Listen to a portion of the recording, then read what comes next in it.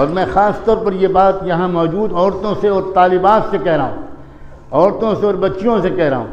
میں کچھ بات خاص طور پر نوجوانوں تم سے کہوں گا،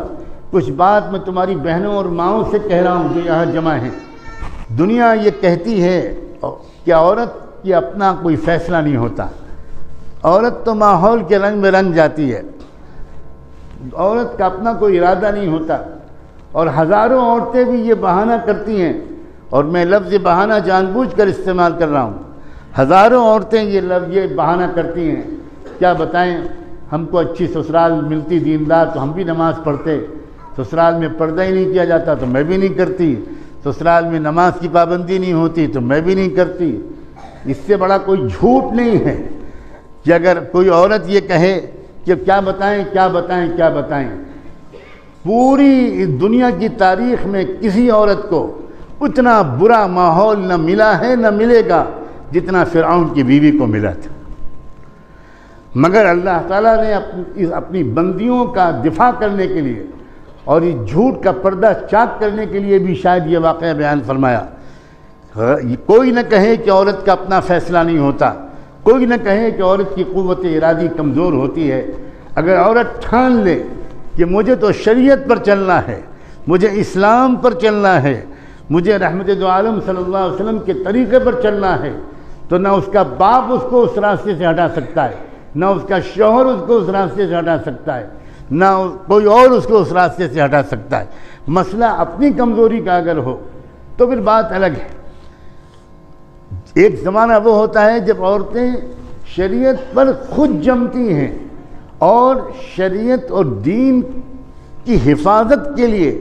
خود آگے آتی ہیں، قربانیاں دیتی ہیں، اپنی ذمہ داری محسوس کرتی ہیں۔ اس زمانے میں دنیا میں کبھی کوئی کفر کی اور باطل کی کوئی طاقت کبھی کامیاب نہیں ہوتی۔ یہ امت کی جو حالات اس وقت ہیں اس میں خاص طور پر دو طبقوں کا بگاڑ، نوجوانوں کا بگاڑ اور عورتوں کا بگاڑ۔ یاد رکھو پوری تاریخ، حضور اکرم صلی اللہ علیہ وسلم کے صحابہ کرام اکثریت نوجوانوں کی تھی، اور آپ صلی اللہ علیہ وسلم نے یہ بات کہتے ہوئے کوئی تکلف نہیں کیا کہ نصرت بالشباب، کہ میری دینی کوششوں کو جو کامیابی ملی، جو اللہ کی مددیں اتری، جو فتوحات ہوئیں، اس میں بہت بڑا حصہ میرے نوجوان ساتھیوں کی قربانیوں کا اور ان کے کمٹمنٹ کا ہے۔ نوجوانوں، جب سے امت میں عورتوں نے دین کے اوپر آنے والے حملوں کا مقابلہ کرنے میں اپنی ذمہ داری ادا کرنا چھوڑ دی، اور جب سے نوجوانوں کے اندر غفلت آ گئی، گناہوں نے نوجوانوں پر فتح پالی اور نوجوان ماحول سے شکست کھا گئے، اس وقت سے حالات بگڑتے چلے جا رہے ہیں، اور تب تک قابو میں نہیں آئیں گے جب تک کہ ہمارے یہ دو خاص طور پر طبقے، نوجوان، چاہے وہ طلبہ ہوں چاہے طالبات ہوں، چاہے وہ لڑکے ہوں چاہے وہ لڑکیاں ہوں، اور ہماری مستورات، جب تک یہ اپنی ذمہ داری کو محسوس نہیں کریں گے،